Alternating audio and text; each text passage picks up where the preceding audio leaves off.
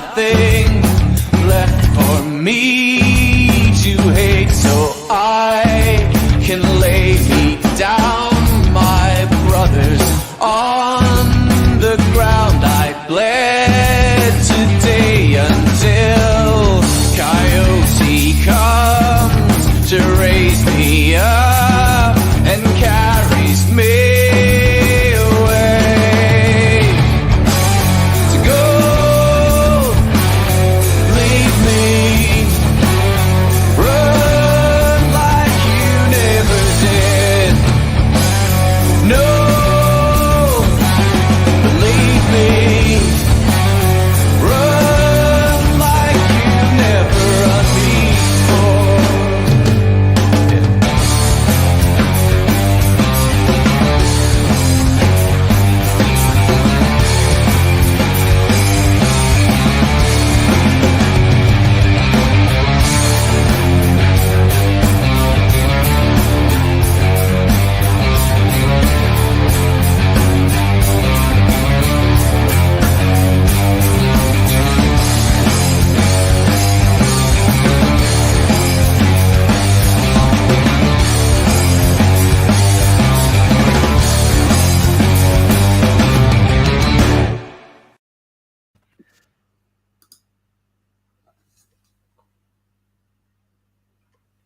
Hello, everybody. Welcome to the Scottish Rugby Podcast.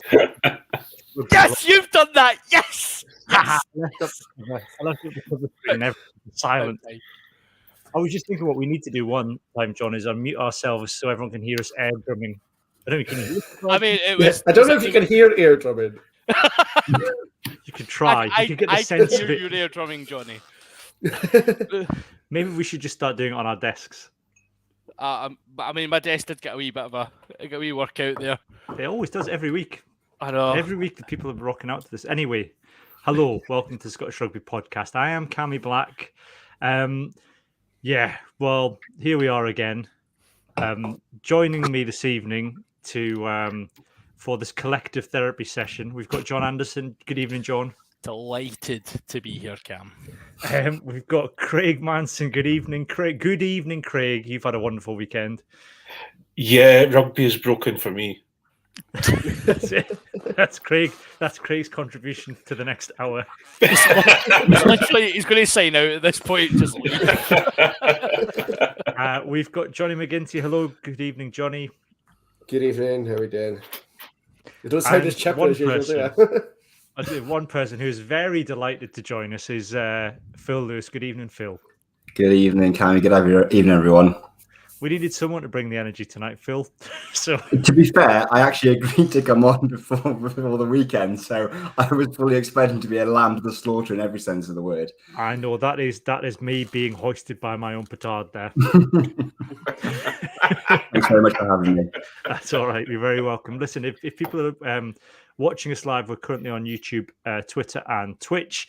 You can also download the podcast afterwards in audio format on Apple Podcasts, Spotify, Google Podcasts, and anywhere you can get your podcasts. You can say, Google, play the Scottish Rugby Podcast, and it plays us, which is very funny to me. Anyway, you can also sign up to our Patreon for £3 a month, patreon.com/Scottish Rugby Podcast, and you get a bonus weekly episode of the podcast where we delve a little bit deeper into the weekly news, talk things a bit more kind of further afield than Scottish Rugby, and have a little bit of a swear as well. It's more of a grown-up podcast, that one, but that's £3 a month. So let's start with a little bit of news, shall we, just to kind of delay the inevitable. There's been a couple of re-signings with Edinburgh and Glasgow. Craig, you happy with yours announced today, I think? Yeah. We have signed or re-signed. Well, it's the usual thing of we're being told that someone who has been with us for a period of time has now signed for another period of time, and that's Charlie Savala. Great to see him. He's a great young talent. Actually, he's hopefully going to take us through the end of Van der Valt's contract, and obviously the what's the word? The 10 of the moment, and the man that our cult is based around, Blair Kinghorn. Is Charlie Savala, do you think, a prospect residence-wise, Craig? Yeah, I think. I'm sure we'll have a discussion about tens tonight. But I think there's quite a few. We've got some. It's nice to see that actually Edinburgh are involved in looking further down the line at tens and at all the positions within the rugby team, rather than Glasgow constantly doing it and us kind of just looking across the M8 going, "Oh, can we have them too, please?" So it's quite nice to have the future being signed and people youngsters getting a little bit more chance to play. Yeah, John, Glasgow re-signing as well.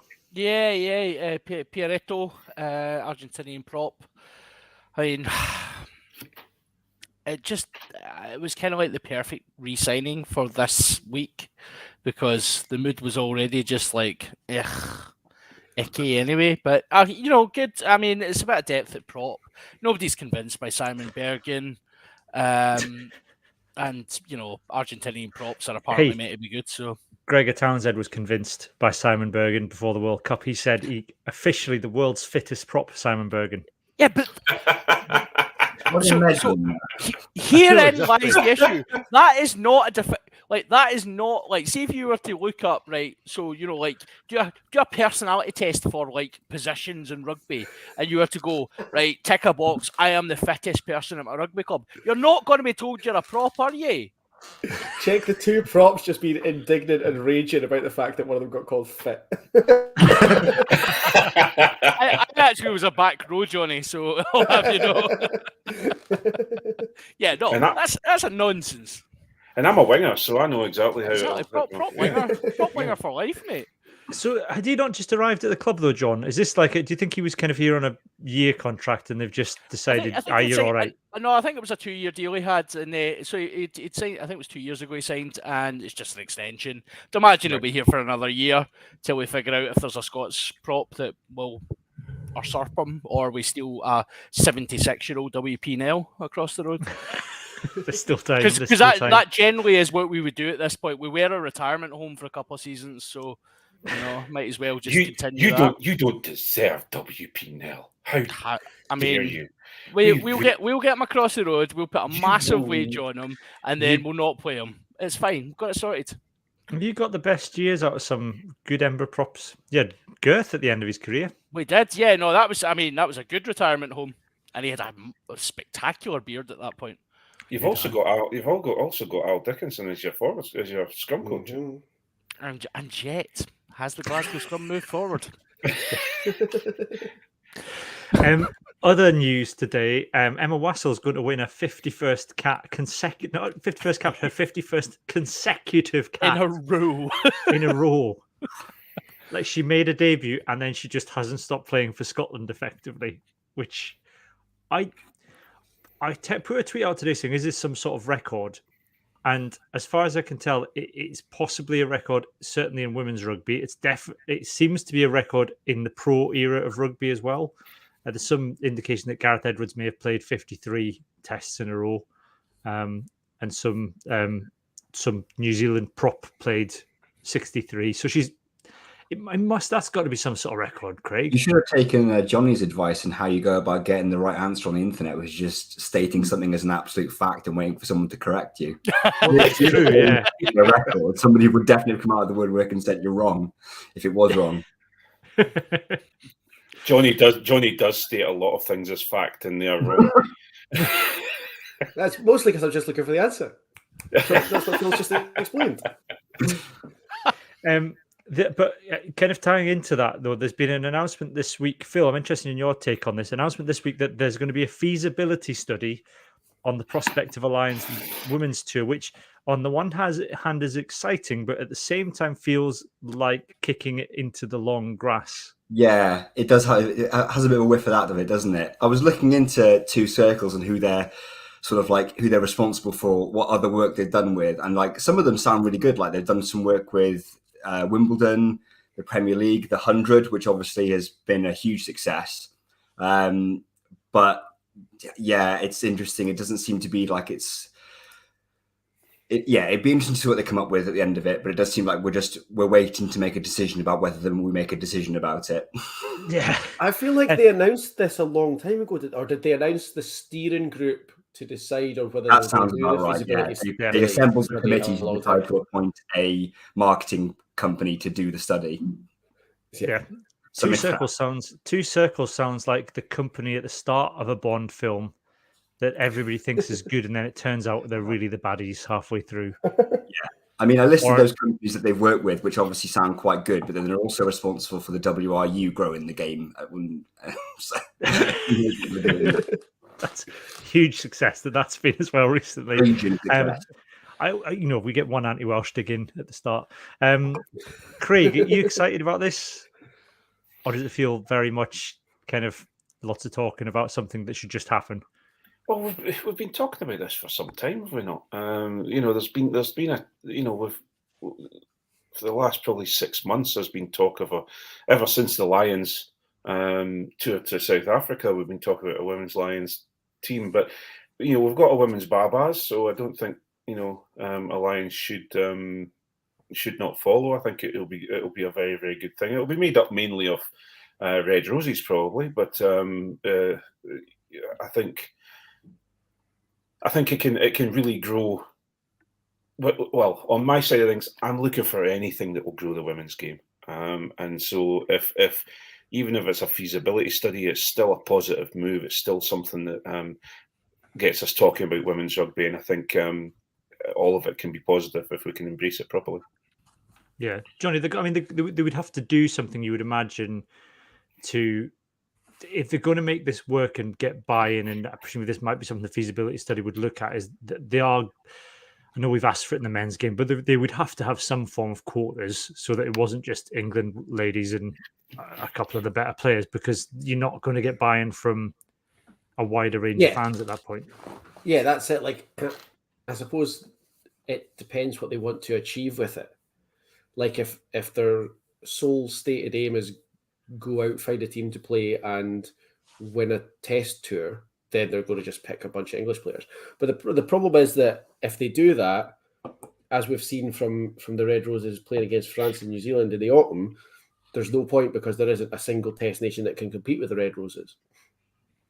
So the idea of saying we're going to go out and we're going to win this series and that's our singular focus is pointless. Just send the Red Roses and they'll win. I think it probably makes more sense to have a women's Lions team as a sort of development, growing the game type thing, because it brings a bit of excitement. And if you make the team up properly, it gets everyone together.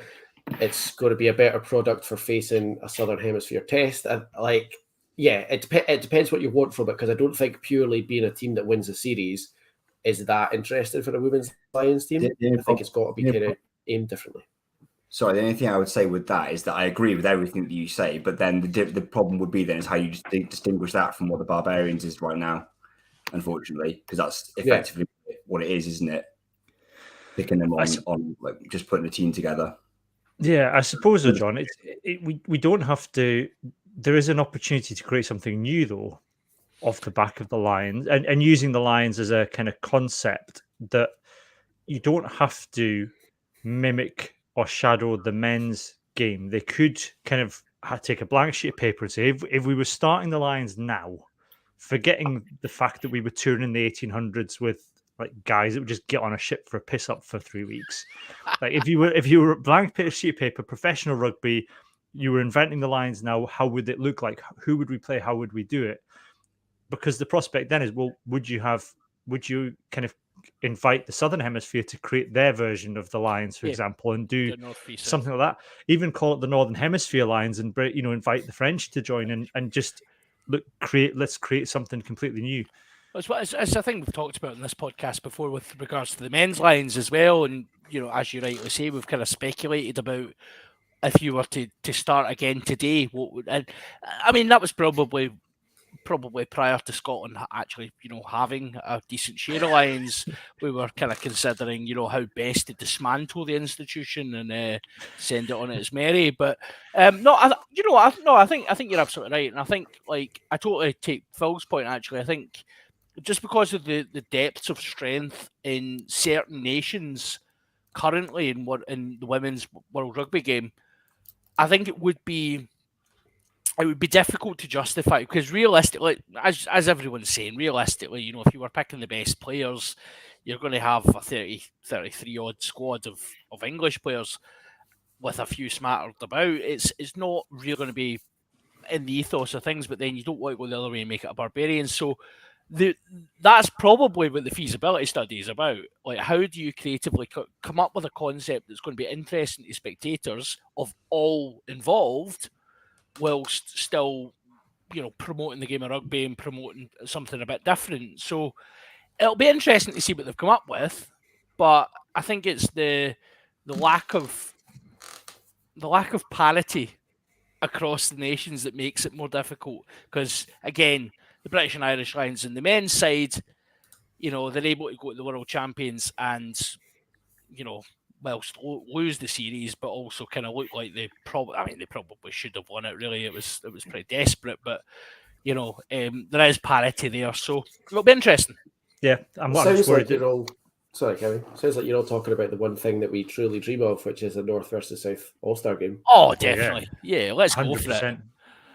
Well, you could have a you know, like a Europe, and you could have a North America as well. You could have a South America. You know, 15 that you're going, and basically the two of the world, like I suppose like Scotland to the world. But if you know what I mean, it could be you could be having these sort of all-star games all over the world, really just bringing up you know, bringing the attention to women's rugby. But then to Phil's comment, is that not just the Barbarians? Yeah. Yeah, so let's stick with the Barbarians. But the Barbarians is a world. The Barbarians draws from all over the world, doesn't it? It doesn't. It doesn't draw from just the north or the south, or from a particular geographical Barbarians region. versus the Southern Barbarians. Yeah, North well, versus that South makes an All-Star game. Got an all-star game. Love it. There is talk again. It's raising its ugly head of this of having a world tournament every second year in between World Cups, which is just stupid. If we say North against South All-Star game enough times, we can wish it into existence. Yeah, That's all I want. If this weekend has proven anything, Johnny, that is not true. we all just want to see Ali Price and Finn Russell bossing that game like the best players in the Northern Just Hemisphere. want to see them play well in the Principality. How hard is it? Like, just play well. Oh. That's what a lovely segue, John. Thank you for that. You're welcome, bro. Let's Anytime. let's talk about the weekend then. Wales and Scotland. I think it's everybody who listens to this podcast knows that we were fairly confident with a touch of the about. I mean, you know, we were 80% of the way there, John. I mean, no, we weren't. We were 95, mate. We were we were absolutely sold down the river. This was like I think we said on the OnlyFins podcast that this was the only thing that was stopping me being absolutely like ripping Welsh tops off and being like, yeah, we're going to smash them, was that we'd done this before and this is what had happened. And yet here we stand. Yet again, we never learn. Yeah. Has anybody watched the game back apart from me? No. Yeah, I kept needing to do it, and then every time I was like, no. I have. Yeah, I've watched. Was it as bad? Because I watched it back, Craig, and I thought, do you know what? It was fine. Like overall, for 80% of the game, Scotland didn't play badly, but they let Wales into the game a lot, and their discipline was poor. And actually, I think Wales had the mark of Scotland and knew what was coming and dealt with it very effectively. And Scotland didn't have an answer to what Wales did. Do you think that's fair, or do you think it was worse than that? No, I think there's two things for me.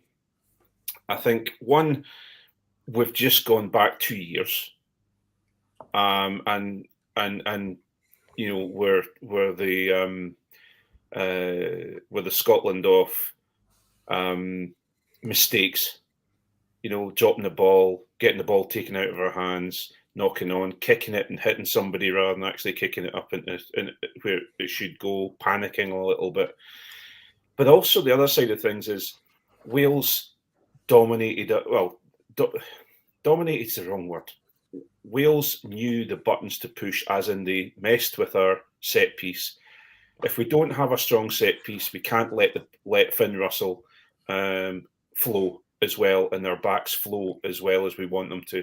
So when they disrupted our set piece, they disrupted our rucks. They slowed our rucks down dramatically because of right on the borderline legality with the rucking, leaving bodies on the wrong side of the ball and then moving away, and the ref he didn't give the penalties for them. So they did it all exactly what I would have done against Scotland and slowed the ball down, and that's in my. Yeah, I think we've lost Craig to the Premier and Wi-Fi there. Phil, I'm interested in your take on this. Did Wales surprise you? Because I know you were kind of fairly pessimistic about how this was going to go. But did it surprise you how Wales came out and dealt with this? It did, yeah. It did massively, I must be honest. I think perhaps what Craig said about going back 2 years, I think is maybe a little extreme to my mind, especially on the rewatch. Because, yes, Scotland weren't as clinical as they were the previous week. But I feel like they were just on the cusp of burying us. There was a couple of sort of coin flip moments throughout that game in the first and second half where a couple of split-second decisions didn't go the way you'd want them to, where they did go your way last week. I think I had one moment, I think around 47 minutes, where Tuipulotu is clean through. He's got Harris on his outside screaming for the ball, and it's a 2-on-1, and he's not clearing away Harris, but he's getting up to speed and asking for the ball, and Tuipulotu takes it into contact and goes down. And I think it either gets knocked on from there or it's a turnover. I can't remember which one. But for me, that kind of summed up the game in a microcosm for me. Was like last week that goes to hand and you score the try. Whereas, and I think you're right, Craig, we did try to target the disruption more. Only, I think it wasn't necessarily we went out to target Scotland in that way.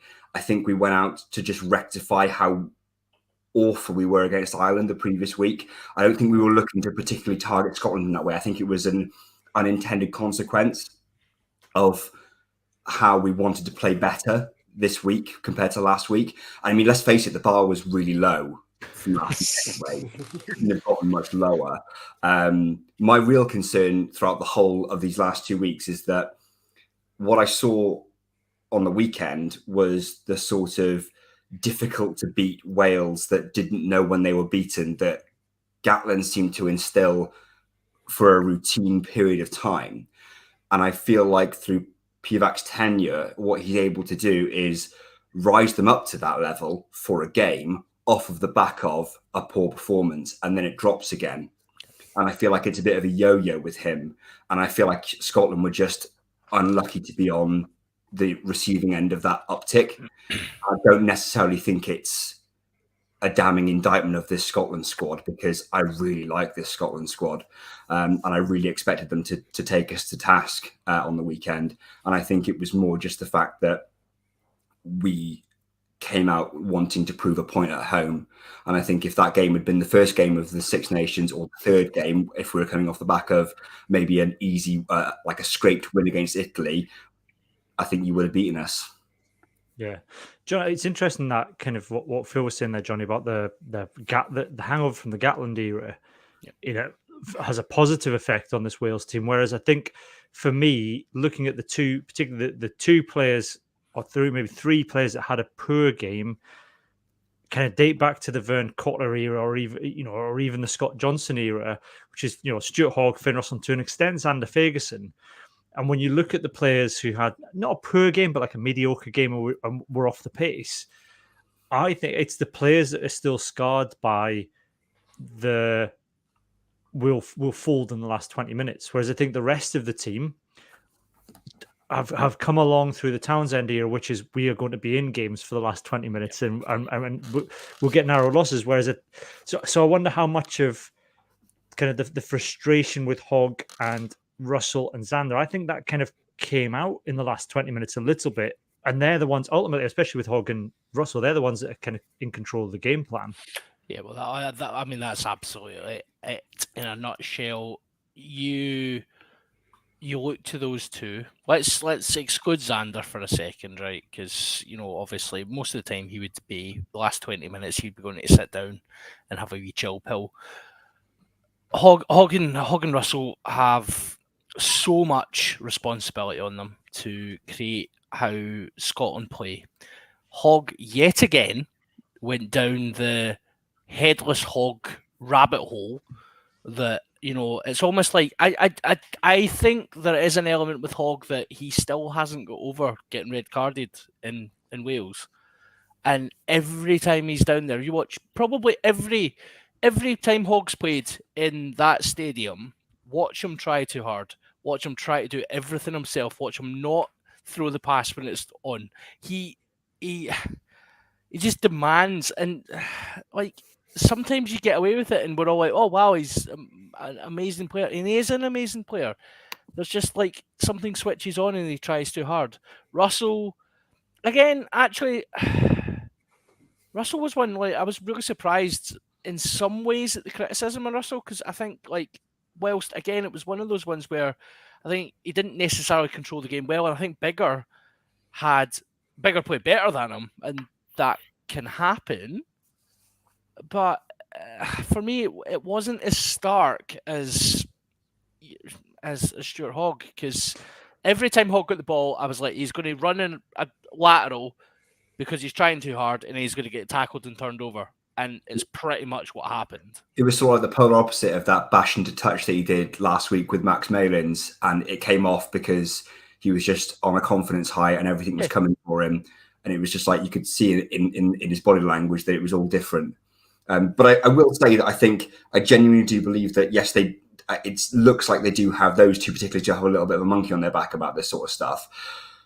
But I do think that Scotland put themselves in the position to let that affect those two by being more unlucky with their chances further throughout the game. They had opportunities to be further ahead. And I think if they were further ahead than 14 all, I think those doubts wouldn't have crept into Hoggy and Finn's minds.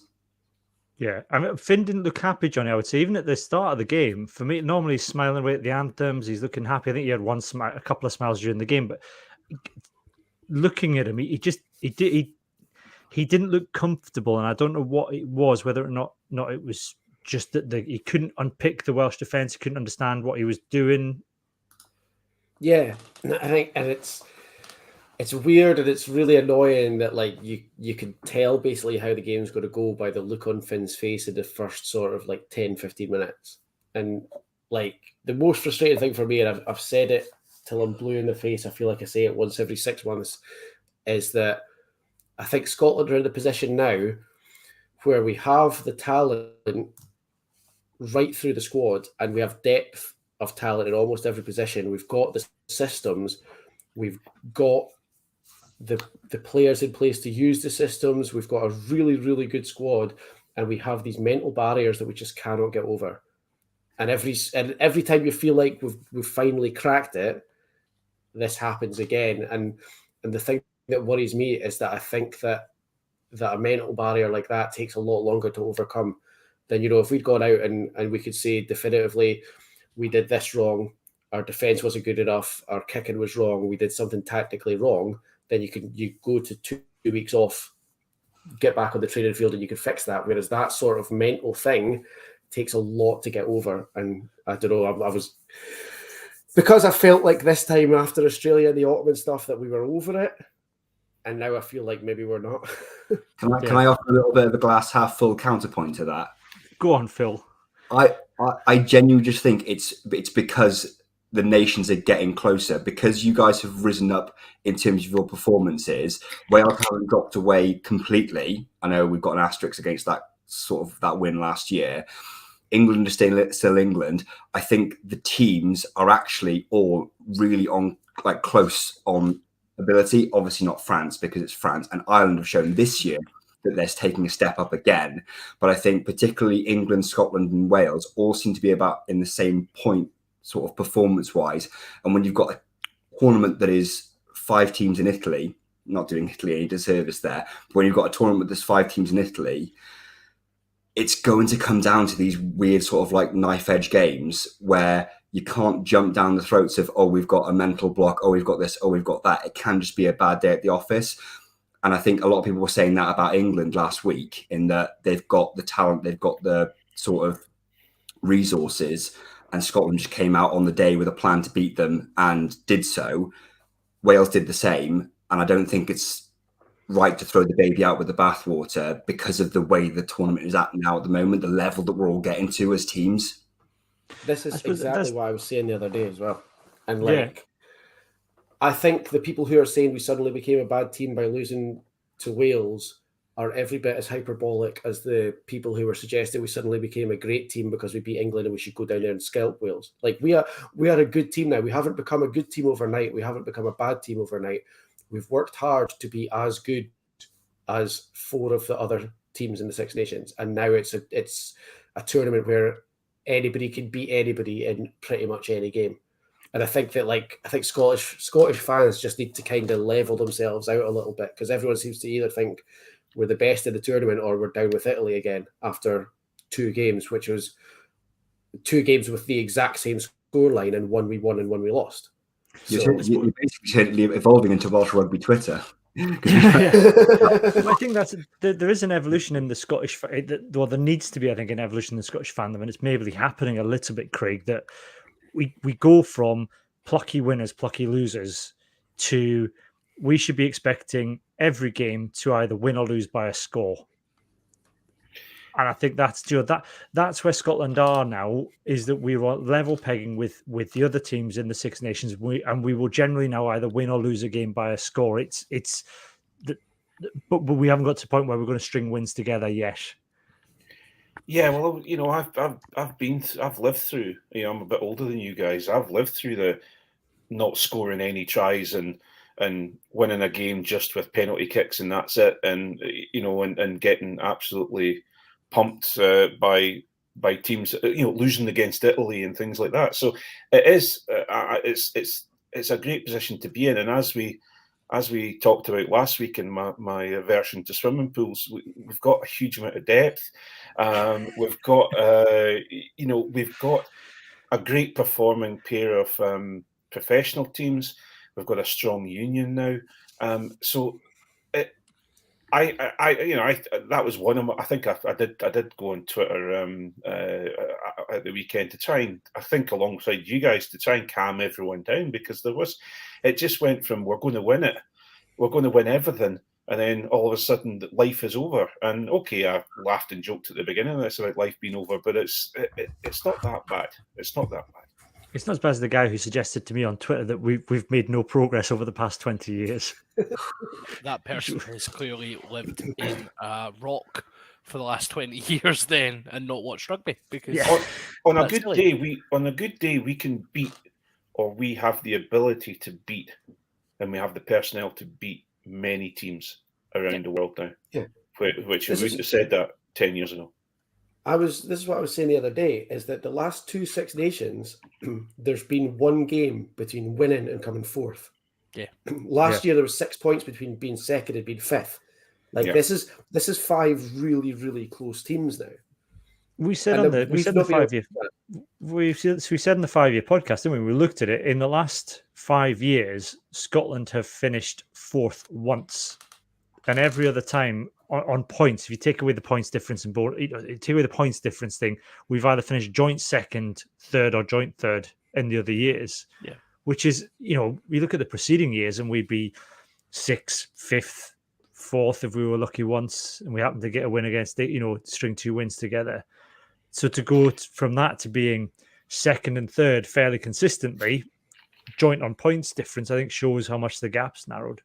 But there is such an entitlement that comes with being a Scottish rugby fan that you immediately think that one win against England and a few positive performances makes you the best team in the world, and we need to be able to smash everybody. It's yeah, But it's we do need to it's what you start- guys have said. We but need we do need to to believe. and we need to start expecting to win games. I think that's the Correct, difference. correct. Yeah. And Yeah, that comes with its own disappointment at the It other end. I mean, does. Phil, I know Wales fans are notoriously pessimistic, but I'm interested because of Wales have also had much more success over the past decade, if not 20 years, than Scotland. Certainly than Scotland have. You've won Grand Slams, you've won championships, but do you kind of expect, or do you think Wales fans expect to win every game they play outside maybe the All Blacks or something like that? Or I don't think we necessarily expect to win every game. I think going back to what we just discussed about the mentality switch is that we've gone from expecting to lose every game to believing there is a way we can win. So not necessarily expecting to win the game, but understanding that there is a set of sort of events that can play out across the game that will allow us to win it in pretty much the same way that it unfolded on Saturday, in the fact that I didn't necessarily expect us to win that game because the squads on paper were atrociously unbalanced. Like, I remember I listened to the OnlyFins and had the guy Carwin from the Uneducated Rugby podcast was saying that he would take 10 Scots and five Welsh for his combined 15, and I thought that was being really kind, to be honest. So I think the difference is that we're not pessimistic enough to say we're going to lose, and not necessarily arrogant to say we expect to win.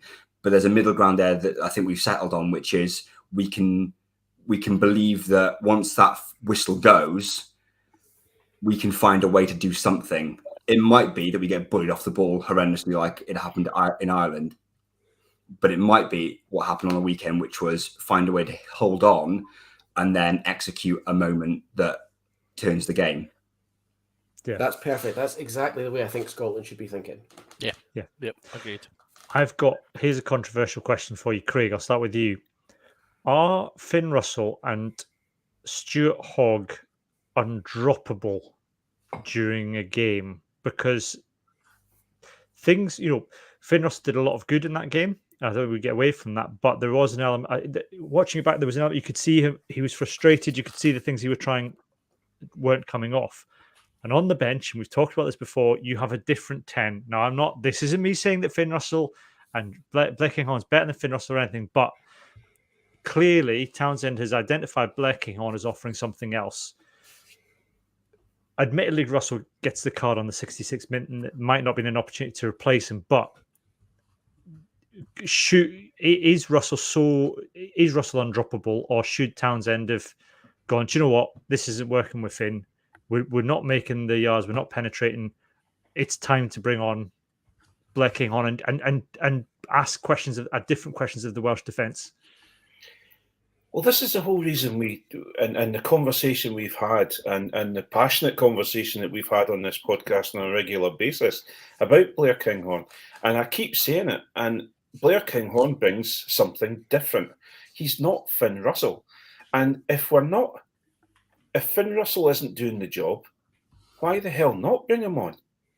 And if you watched what happened in the last 5 minutes of the game, or even the last 2 minutes of the game, when Basham should have actually been off and sitting on the naughty step, we started to power up the field, and we started to get up, gain yardage.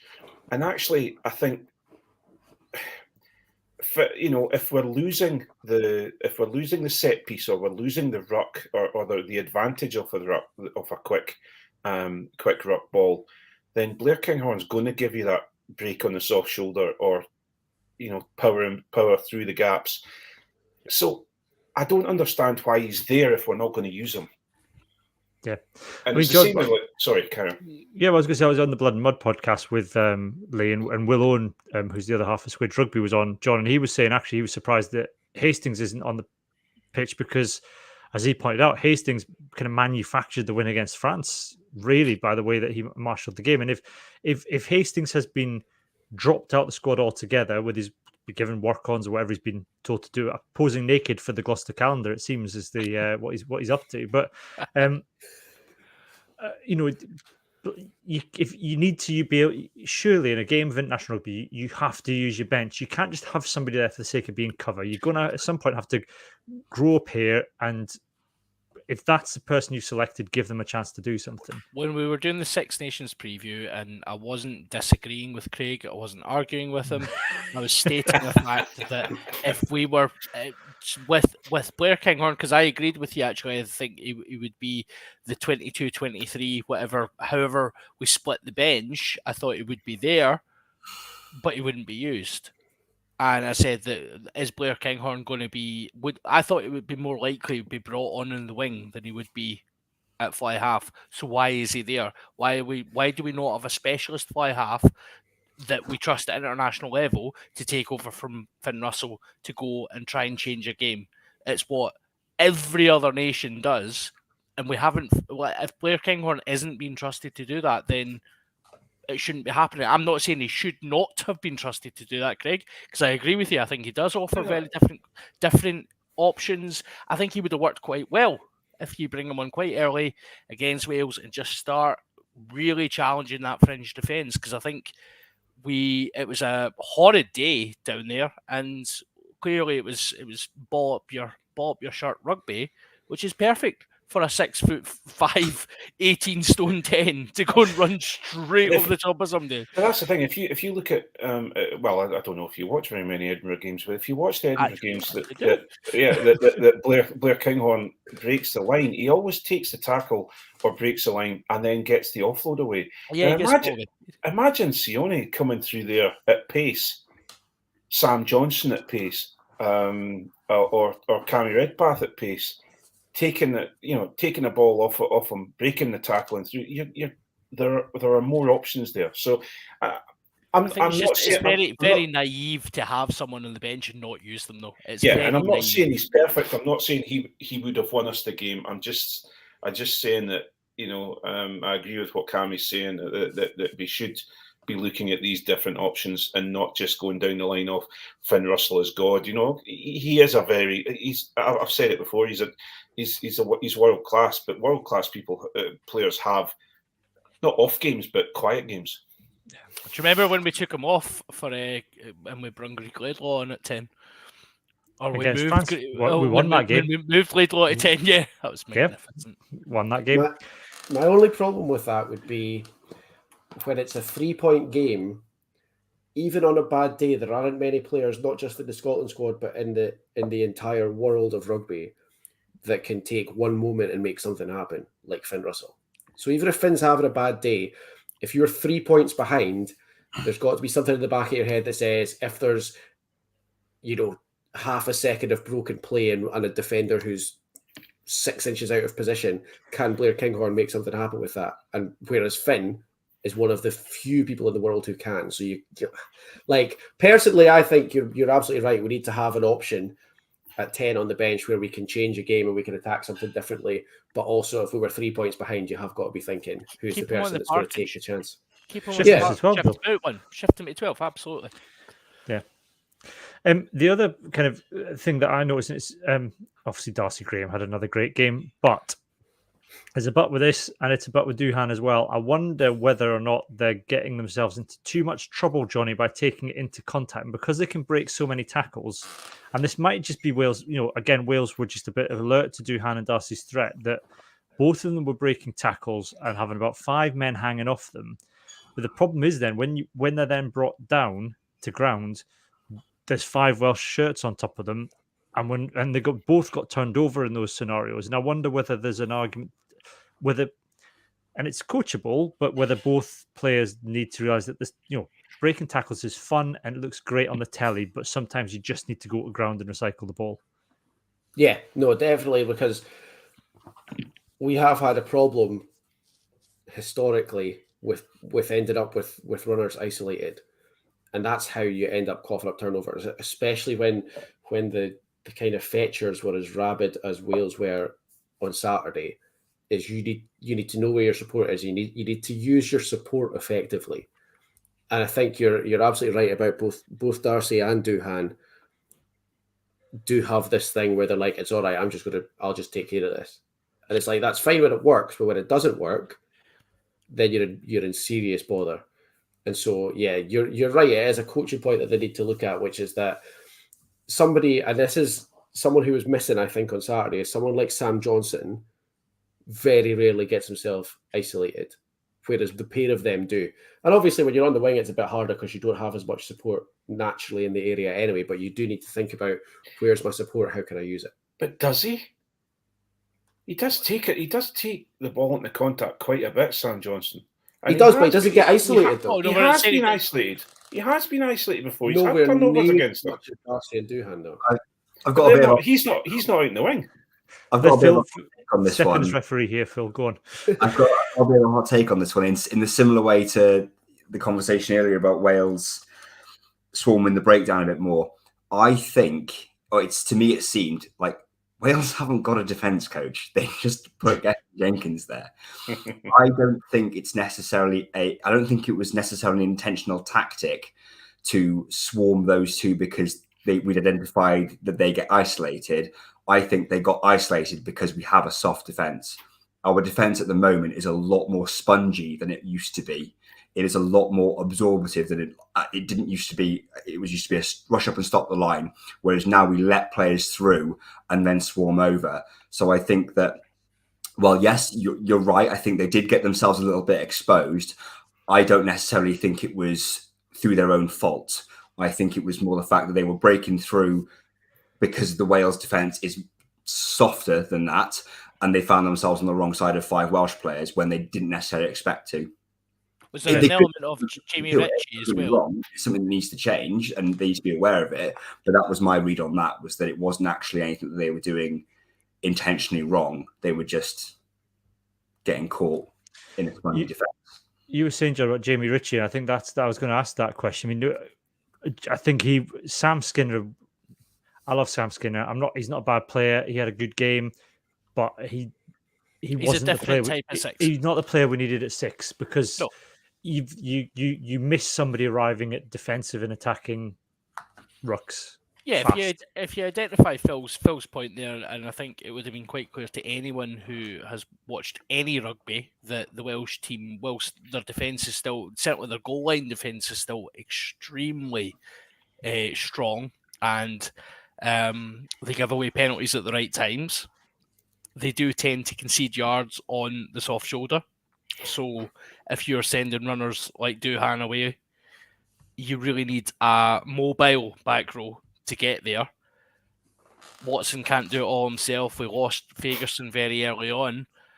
I think he was the wrong choice. And you know, that 2020 hindsight. But like, I think he was the wrong choice, and I think there was. I don't think necessarily Bradbury was the right choice, Craig, while you're making those. Yeah,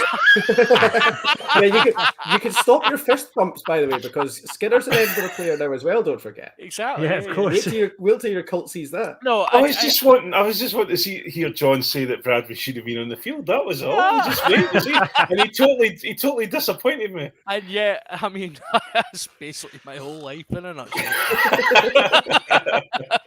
No, I think Skinner was the wrong choice, but like we were saying on the Friday before the game, like it's hard to see it at that point because you don't know how both teams are going to set up and play.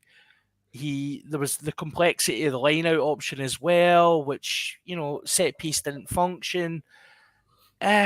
He's a good player, but is nobody could replace Jamie Ritchie, and I think we missed him massively. Is Jamie Ritchie Scotland's least replaceable player? Yes. I think he might be. Yeah, you could throw Blair Kinghorn in. Here we go, Craig. I'm going to give you something here. Crumbs. Have some crumbs, my son. You could throw Blair Kinghorn in for Stuart Hogg, and you get a different type of fullback, but you'll still get yards. You'll still get kicking. You'll still get you probably get a more secure high ball. You'll get a reasonable performance out of that. Throw Adam Hastings in for Finn Russell. Same concept. We've done it when Finn had too many beers. You can't replace Jamie Ritchie. Not yet. I mean, but he's young and you don't really need to either. But No, but if we need he's somebody injured, to step. If he's injured, you need someone to step into that role. Yeah. And he's been injured before, and we struggled. Yeah. I think Skinner was there on Saturday because he's the nastiest, to be honest, because that's another thing that you get from Jamie Ritchie that we don't get a lot from others. I think there was just a game plan to go and try and bully Wales, and we forgot that Wales are very good at not being bullied. Yeah. And Skinner couldn't really get any purchase on that. So, yeah. I don't know. Is there any other? I mean, I don't know if there's anything else to discuss really about that game. the bomb squad's a stupid idea. The BAM squad's a really stupid idea. It's a stupid idea. Get the BAM squad wrapped. You lot was that did Tooney get the front rows exactly the wrong way around between the last 2 weekends of games? I feel like they should have been exactly inverted. Yes. Yeah. Solid should have point. Next question. I think what I was very proud of the terrified of from the first scrum, and then to the point where this is going to sound insane, but to the point where I thought that Finn put the restart out on the floor intentionally because they wanted to teach them a lesson at the scrum. The first scrum, Wales won, and I thought they're not going to have that. They're not going to put up with that. That's an anomaly. We shouldn't have won that scrum with that Scotland front row. So I genuinely, in my own head, because this is how paranoid I was about us definitely losing the game, I assumed Finn had just put it out on the full just so he could say, scrum on the halfway line, let's show him how it's actually done, boys. Obviously, I was wrong, but I was very surprised. But actually, and the rugby special did an analysis on that first scrum, and actually Scotland should have had it. But you take the decisions as they're made, and we're not going to complain about referees on this podcast because it's pointless. But I think it's just the idea of having two sets of front rows, and I can see why. It's the Embra front row, and then it's the AN other front row. But it just play your best for a front row. I think you just have to play your best starters, Craig. Do you know what I mean? And there's an argument to say that Schumann, you're not weakening a scrum by starting Schumann with Turner and Zander, are you? Absolutely not. And I was really proud of the Scottish fans. I could hear them shouting "shoe" whenever he got the ball, or "scoo," as I was corrected by Ian. But no, I think he's obviously going to be called upon quite heavily now with Susby now. But I think he's shown how versatile he is. He's able to. He's great around the field now, and he's also an incredibly strong scrummager. So no, I'd love to. I think have we not seen a Zander, Turner, and Shoe front row before? Yeah, I think we did in the autumn. I think. Yeah. And I think it's very exciting. Am I right in saying just like I've got like this horrible crushing feeling in my soul that that Alan Dale is now the backup? Said, is that right, or can we get a bit of cable time? You can get cable time. I think it's not. They're just there for people to. No, I know. They're there for training, but you could call it.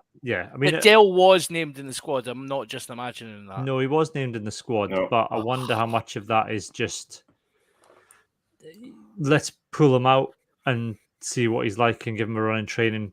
We know what Ollie Kebble.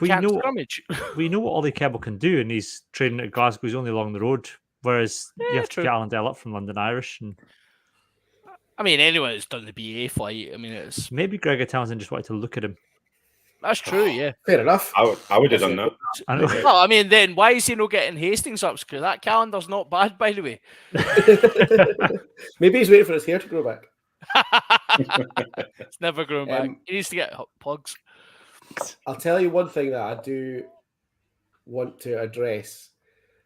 All of this talk about how this is the weakest Wales team of the professional elite era and how we should have walked all over them and whatever. And they were missing, they're missing key players, right? They are. There were still 8 Lions in that Wales 23, which is the same as what we had. Their loose head, their number 10 and their fullback all started in the most recent Lions test. All 3 of their back 3 were Lions. 2 of them are Test Lions. This idea that Scotland are suddenly now this team that should go and spank Wales because they're missing Alan Wynne-Jones and Justin Tipperich is just ridiculous. And like people saying, "Oh, we should be ashamed of ourselves that Wales team's the weakest it's ever been." Had as many Lions as we've got. Had 6 Test Lions in their squad. Like, if that's the weakest team that Wales have ever had, we're in some serious trouble. Alan Dell's a Lion. It is. Alan Dell has 100% record of winning scrums against the heads for the Lions as well. Absolutely, yeah. As it should be. I don't know if there's any more, really. I did have a nice clip, but it's not uploaded. I had a lovely clip of Gregor Townsend and Stuart Hogg's press conference. Did anybody see it? No, I didn't. No, I was too sad They to were watch any of this. furious, absolutely furious. And the press in Murrayfield, and John will know this in Murrayfield, the press where you have the press conference, it's adjacent to the changing rooms, and you can hear a little bit of singing. You can't hear an awful lot. The press conference in the Principality must be right next to the Wales changing rooms, because all the way through both their press conference, you can just hear the entire Wales squad celebrating. And at the end of Gregor Townsend's press conference, they say, "Is that it?" And everyone says, "Yep, that's it." He just goes, "It's like a mobile disco in here." He storms off. And then it cuts to Hoggies, and Hoggies starts with a face like thunder. Somebody asks him a question, and he just turns around to the press officer and goes, "I'm on mute. I'm on mute. You're not. So can you hear me?" And then the guy just answers questions again, and he starts answering, and then goes, I'm on mute. I'm on mute." And you get absolutely furious, and they go, "You're not on mute." And they have to get the entire press pack to go, "We can hear you," before he'll answer. Absolutely, it's well worth watching just because of how furious they are. Can I ask a question then? Go on, No. Craig. Is this Hoggie's last Six Nation as captain? Should be, yes. Yeah, be, as long as Jamie Ritchie's fit for the next one. As we all know, fullbacks should not be captains. There you go. I thought we'd have a bit of discussion No there, but obviously comment. not. No, It's not- you know, I just- he tries yeah. too hard. He just tries too hard, and I- it's Yeah. There you go, Cam. Sorry. I think the captaincy doesn't sit. He would say the captain sits well with him. He would say I'm an experienced player, but you can see, I don't think it gives him the freedom to play, because I think he's thinking about too many things at once. Yeah. I think that it makes him think twice with the decisions that he makes. Whereas what you want from Stuart Hogg is just to give him the freedom to get into games and do what he wants to do without thinking about the other 14 players around him. And I know sometimes he doesn't think about the other 14 players around him and he doesn't pass to them. But what I mean is, I think he's not. You don't want him kind of bowed to the pressure of the captaincy. Whereas I think someone like Jamie Ritchie, I think for me, your Just say captain's a a forward or forward. your 9 and 10. There we go. Forward or a 9 and 10. That's who your captain needs to be. It's funny because we had both a former Glasgow captain and a former/current Edinburgh captain in the second row. You know, in Gilchrist and Gray. There's a lot of leadership there, and neither of them would be called on to be Scotland captain. It's surprising that we and again, there's a comments come in regarding it. Did Hoggy ask for the captaincy? Or was it stamp his feet and ask? Tell Tooney, I'm going to be captain. I think he did ask for it. I think he did did- ask he did for ask it. for it, yeah. He did ask for It it. seems like, yeah, I have to agree with it. I'll pop the comment up actually because I have to agree with it. It says I would never give the captaincy to someone that asked for it. Yeah. Like- I'd never be a member of a club that would have you as a member. yeah. It's principle. I think both What a him cult. and to a lesser extent Finn, I think need to kind of come to the realization of how good the players around them are now. Yeah. Mm. And I think that's part of Hoggy's problem with being captain, is that he's always been one of the top guys. He's always been one of the best players. Now he's one of the best players and he's the captain. Yeah. And so I think he feels like a lot falls on his shoulders. Him and Finn to take a step back and realize that there's good players now in almost every position and they do not have to do everything themselves. I don't think there's any rules that says that you cannot have, in effect, a club captain to be Hogg. And if he's a really good leader off the pitch, fine. And if he's one of the most experienced, I don't see why he can't say, great, he's Scotland captain.